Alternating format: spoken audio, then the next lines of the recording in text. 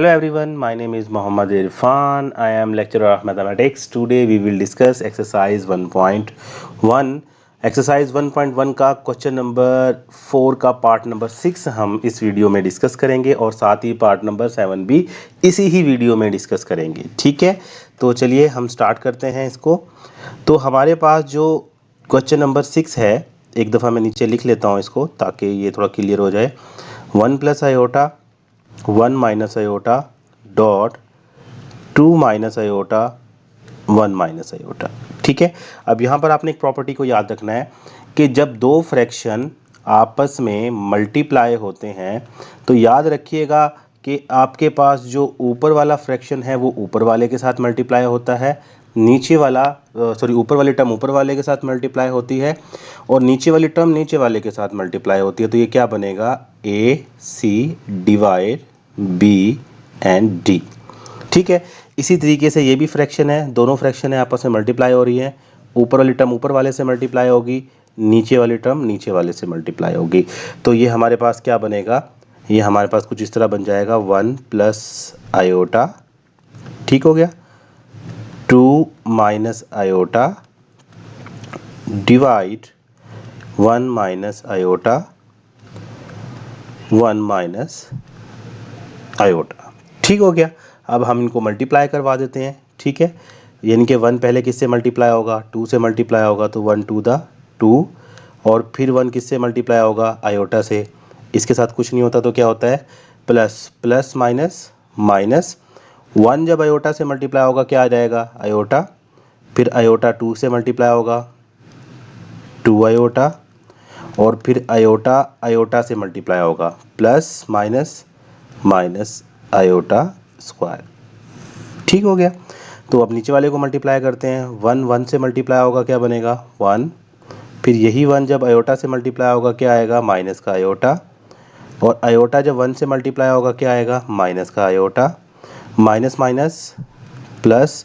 अब आयोटा किससे मल्टीप्लाई होगा, आयोटा से, तो ये क्या बन जाएगा, आयोटा का स्क्वायर बन जाएगा। ठीक हो गया। अब थोड़ा इसको सिंप्लीफाई कर लेते हैं हम लोग। तो यहाँ पर आएगा 2, अब यहाँ देखें माइनस आयोटा प्लस 2 आयोटा कितना बन जाएगा, प्लस का आयोटा बन जाएगा। आयोटा स्क्वायर की जगह पर हम क्या सब्स्टिट्यूट करते हैं हमेशा, -1 डिवाइड 1। ठीक है, माइनस आयोटा -2 आयोटा और आयोटा स्क्वायर की जगह पर क्या आ जाएगा, आयोटा स्क्वायर की जगह पर आ जाएगा -1। ठीक हो गया। आगे चलते हैं, आगे इसको थोड़ा और मज़ीद सिंप्लीफाई करते हैं। ठीक है, तो हमारे पास ये क्या बनेगा, 2 + आयोटा, अच्छा माइनस माइनस क्या बन जाएगा, प्लस का 1 बन जाएगा डिवाइड।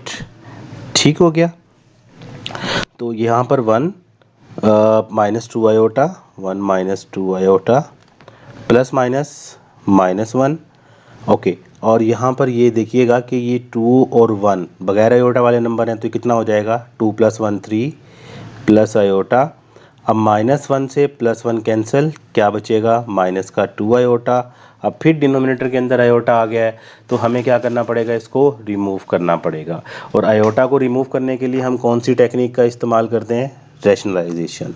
तो रैशनलाइजेशन टेक्निक कैसे लगेगी, 3 + आयोटा -2 आयोटा। ठीक है, नीचे वाली जो टर्म होती है उसी से हम मल्टीप्लाई करवा देते हैं आयोटा का साइन चेंज करके। तो ये -2 आयोटा है तो यहाँ पर आएगा 2 आयोटा डिवाइड 2 आयोटा। ठीक हो गया। अब इनको वही तरीकाकार, दो फ्रैक्शन आपस में मल्टीप्लाई हो रहा है, ऊपर वाला ऊपर वाले से मल्टीप्लाई होगा तो 3 + आयोटा 2 आयोटा डिवाइड, ठीक है, नीचे वाला नीचे वाले से -2 ^ 4 आयोटा आयोटा का स्क्वायर बन जाएगा। ठीक हो गया, यहाँ तक क्लियर हो गई बात। आगे चलते हैं। ठीक है, तो अब हमारे पास क्या बचा, तो पहले थोड़ा इसको रिमूव कर देते हैं, अब इसको सिंप्लीफाई करते हैं मज़ीद। तो जब 3 2 आयोटा से मल्टीप्लाई होगा तो कितना बनेगा, ये 6 आयोटा बनेगा, और आयोटा जब 2 आयोटा से मल्टीप्लाई होगा तो ये क्या बनेगा, 2 आयोटा स्क्वायर बनेगा डिवाइड -4 आयोटा स्क्वायर की जगह पर क्या आ जाएगा, -1। ठीक है, 6 आयोटा प्लस 2 आयोटा स्क्वायर की जगह पर क्या आएगा, -1 डिवाइड -4 मल्टीप्लाई होगा -1 के साथ तो क्या आ जाएगा 4, 6 iota plus minus -2 divided by 4। LCM अलग कर लेते हैं, 6 आयोटा अपॉन 4 -2 आयोटा अपॉन -2/4। तो ये किससे कैंसिल हो जाएगा, हमारे पास 2 से कैंसिल हो जाएगा। 2 3 द 6, 2 2 द 4, 2 1 द 2, 2 2 द 4। तो ये हमारे पास बनेगा 3/2 आयोटा -1/2। अगर आप चाहें तो रियल पार्ट को पहले लिख सकते हैं इनके बगैर आयोटा वाला, -1/2 प्लस -1/2 प्लस 3/2 आयोटा। तो जो हमारे पास रिक्वायर्ड आंसर है वो ये आ गया, हमारे पास रिक्वायर्ड आंसर आ गया। ठीक है, चलते हैं नेक्स्ट क्वेश्चन की तरफ। तो नेक्स्ट क्वेश्चन है हमारे पास क्वेश्चन नंबर 7। क्वेश्चन नंबर 7 को सॉल्व करते हैं। तो क्वेश्चन नंबर 7 में देखिए, ये बेसिकली 7 पार्ट है क्वेश्चन नंबर 4 का। आपके पास जो क्वेश्चन है वो क्या है, 2 प्लस आयोटा का होल स्क्वायर 3 - 4 आयोटा। तो पहले तो स्क्वायर आ गया। ठीक है, स्क्वायर के बारे में हम बार बार डिस्कस कर चुके हैं कि a प्लस बी का जो होल का स्क्वायर होता है, इसका मतलब होता है a square plus B square plus 2ab। ठीक है, लेकिन यहाँ पर a की जगह पर 2 है और b की जगह पर क्या है, आयोटा है। तो यहाँ पर भी ये क्या बनेगा, a की जगह पर 2 आ जाएगा, b की जगह पर क्या आ जाएगा, आयोटा। ठीक है, a की जगह पर क्या आ जाएगा 2 और b की जगह पर क्या आ जाएगा, आयोटा। ठीक है, तो बिल्कुल इसी तरीके के साथ हम काम करेंगे इसके ऊपर। तो ओपन कर लेते हैं डायरेक्ट। तो यहाँ पर a की जगह पर क्या है हमारे पास 2 और b की जगह पर हमारे पास क्या है, आयोटा। तो a का स्क्वायर यानी कि 2 का स्क्वायर प्लस b का स्क्वायर यानी कि आयोटा का स्क्वायर प्लस 2ab, a की जगह पर 2 है और b की जगह पर क्या है, आयोटा, डिवाइड 3 - 4 आयोटा। ठीक हो गया। तो 2 का स्क्वायर कितना होगा 4, आयोटा स्क्वायर की जगह पर -1 आ जाएगा प्लस 2 टू द 4, साथ में 4 आयोटा आ जाएगा क्योंकि 4 आयोटा से मल्टीप्लाई होगा, 3 - 4 आयोटा।